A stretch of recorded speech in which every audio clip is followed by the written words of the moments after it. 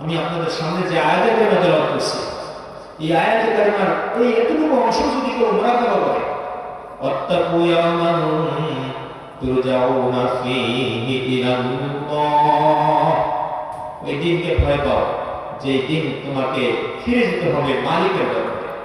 মালিকের দরবারে ফিরে যেতে হবে।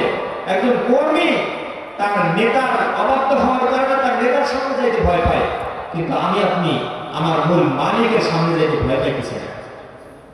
আমার আগের মেহমান বলে দিলেন যে কানের মধ্যে আগুন লাগানো, মৃত্যুতে কোন হালত হয়ে গেল। কানের মধ্যে আগুন লাগানো, চোখের সামনে মোবাইলের ছায়াছবি ভাসতেছে, দরজা বন্ধ, দেখে কে? আপনি তো দরজা সিকিনে লাগায় মনে করছেন কেউ দেখে না। দেখে কে? মালিক আমার ঘুমায় না, মালিক ঘুমায় না। আর তিনি তো প্রকৃত মালিক, এই জন্যই তো ঘুমান না। তিনি আমার মালিক, তিনি আমার রব, তিনি আমার সব, এই জন্য ঘুমান না। আয়াতুল কুরসি আপনারা অনেকেই পড়েন, আয়াতুল কুরসি জানা আছে অনেকের। আয়াতুল কুরসি সম্পর্কে আল্লাহ রাসূল সাল্লাল্লাহু আলাইহি ওয়াসাল্লাম হাদিস শরীফের মধ্যে ইরশাদ করেন, যে ব্যক্তি প্রত্যেক ফরজ নামাজের পরে আয়াতুল কুরসি একবার তেলাওয়াত করবে, আল্লাহ তাবারক ওয়া তাআলা তাকে জান্নাতে যাওয়ার জন্য শুধু মৃত্যুটাই বাকি রাখবে। আর আস্তে বলেন সুবহানাল্লাহ। আমার শুনলে শুধু আয়াতুল কুরসি তেলাওয়াত করে প্রত্যেক ফরজ নামাজের পরে মৃত্যুবরণ করার সাথে সাথে আল্লাহ তাআলা তাকে জান্নাত দেবেন। তখন আয়াতুল কুরসিটা পড়ার জন্য তার নামাজ পড়তে হবে। কি বলে? যে নামাজ পড়ে না সে আয়াতুল কুরসি সারাদিন ধরে হাতে ধরে তেলাওয়াত করে, মরার সাথে সাথে নামাজ চলে যাবে। নামাজ তো লাগবে, নামাজ তো লাগবে। চোখের সামনে ছায়াছবি, আপনি দরজা সিটকুনি লাগাই দিলেন, বাড়িতে ঘুমান, আয়াতুল কুরসির মধ্যে আল্লাহ তাআলা বলেন, আল্লাহু লা ইলাহা ইল্লা হুয়াল হাইয়ুল কাইয়্যুম লা তাখুযুহু সিনাতুন ওয়া লা নাওম লা তাখুযুহু সিনাতুন ওয়া লা নাওম। আল্লাহ তাআলা ঘুমও আসে না, ঝিমানিও আসে না। তোমরা ঘুমের আগে ঝিমায় পুরা ঘুমানোর আগে বসে যে তখন লোকরা বসে থাকে, তখন এইভাবে ঝিমায়, এদিক করে, তারপরে ঘুম যায়। তো আল্লাহ তাআলা লা তাখুযুহু সিনাতুন, সিনাতুন তোমরা, এই যে ঝিমানি, আল্লাহ তাআলা তোমরাও আসে না, আল্লাহ তাআলা ঘুমানো না, ঘুমায় না, তোমরাও আসে না, ঘুমায় না, তোমরাও আসে না। এক সাহাবী যাকে আল্লাহর ওলির কাছে গেছে, হুজুর আল্লাহ তাআলা ঘুমান না কেন? আল্লাহ তাআলা তোমরা আসে না কেন? এটা আমাকে বুঝাই দিতে হবে। ঠিক আছে, তুমি 2 গ্লাস পানি নিয়ে আসো, 2 গ্লাস কাঁচের গ্লাসে কি নিয়ে আসো? পানি নিয়ে আসো। ঠিক আছে, পানি নিয়ে দাঁড়ায় থাকো। পানি নিয়ে দাঁড়ায় রাখছে রাত্রিবেলা। কতক্ষণ দাঁড়িয়ে থাকবে? 1 ঘন্টা, 2 ঘন্টা, 3 ঘন্টা। মানুষের ঘুমের একটা টাইম আছে, টাইম হলে অটোমেটিক চোখ বন্ধ হয়ে আসবে। কারণ আল্লাহ তাআলা রাতে ঘুমানোর জন্যই বানিয়েছে, রাতকে আল্লাহ তাআলা ঘুমানোর জন্যই বানিয়েছে। এই জন্য রাত হলেই মানুষের ঘুম আসে, রাত হলেই অটোমেটিক চোখ ঘুমায় পড়ে। ঘুমের ডিমটা আল্লাহ তাআলা দিয়ে রাখছে, তুই রাতে ঘুমাবি, এই জন্য রাত হলেই ঘুমায় পড়ে। তো রাত গভীর হয়ে গেছে, এই বেচারা এবার দাঁড়ায় ঝিমাই গেছে। আমার খেয়াল করে আরেক গ্লাস করা না, কাছের গ্লাস, হুজুর তো দাঁড়ায় থাকতে বলছে। আমার আরেক ঝাঁকি, এদিকে এক ঝাঁকি, সামনে এক ঝাঁকি, ওই ঠাস করে গ্লাস দিতে ভেঙে পড়েছে। আরে কি ব্যাপার? ও ঘুম আসছে, ঝিমানি আসছে। ঘুম আসে না, ঝিমানি আসছে।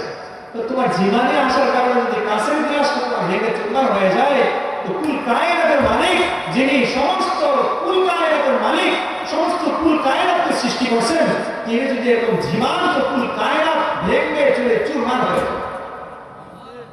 এদের বাড়িতে ঝিমান। আল্লাহ তাআলা ঘুমান না। ঘুমাইলে আপনি রাত 12টার সময় পেটের ভেতরে কাঁপতেছেন, আল্লাহ আসি না, পেটের ভেতরে কাঁপতেছেন আল্লাহ। আর মালিক যদি ঘুমায় থাকে, আপনার ডাকে সাড়া দিবে কে? এই জন্য আল্লাহ তাআলা ঘুমান না। বাংলাতে 12টার সময় আমাকে ডাকবি, রাত 3টার সময় আমাকে ডাকবি, ব্যথায় কাতরাবি, মাথা ব্যথায় কাতরাবি, আমাকে ডাকবি আল্লাহ। আমি তোর ডাকে সাড়া না দিয়ে থাকতে পারবো না, আমি তোর ডাকে সাড়া দেবো। এই জন্য আমি ঘুমাই না, এই জন্য আমি ঘুমাই না। তোর প্রতি আমার এত দয়া, আমি তো তোকে নিজ হাতে বানিয়েছি, তোর প্রতি এত দয়া আমার, আমি তো এই জন্য ঘুমাই না। তোর পাহারা দেবো, চোখের পাহারা দেবো, 8-8 ফেরেশতা দিয়ে চোখের পাহারা দেবো, কানের পাহারা দেবো। ফেরেশতা আমার মাথার কাছে বসায় রাখে, আমি না জেনে ঘুম পাচ্ছি, কিন্তু আমার কান দিয়ে কোনো পোকামাকড় যায় না। আমার নাকের সূত্র দিয়ে কোনো পোকামাকড় যায় না। কেন যায় না? পোকামাকড় তো ঘোরাফেরা করেই, আমার শরীর দিয়ে হাঁটতেছে, কিন্তু কানে ঢুকে না, নাকে ঢুকে না। কেন ঢুকে না? বাড়ি তাআলা আমাকে আপনাকে অনেক দয়া মায়া করে বানাইয়া আমার আপনার পাহাড়ের জন্য নূরের তৈরি ফেরেশতাকে লাগায় আছে। এজন্য আল্লাহ তাআলা ঘুমান না, বান্দার প্রতি আল্লাহ তাআলা এত দয়া, এত দয়া। আচ্ছা, পৃথিবীর বুকে সবচাইতে, পৃথিবীর মধ্যে সবচাইতে আমাকে আপনাকে বেশি ভালোবাসে, বেশি মহব্বত করে কার দয়া বেশি বলে দেবে? আল্লাহ তাআলার পরে পৃথিবীর বুকে কার দয়া বেশি?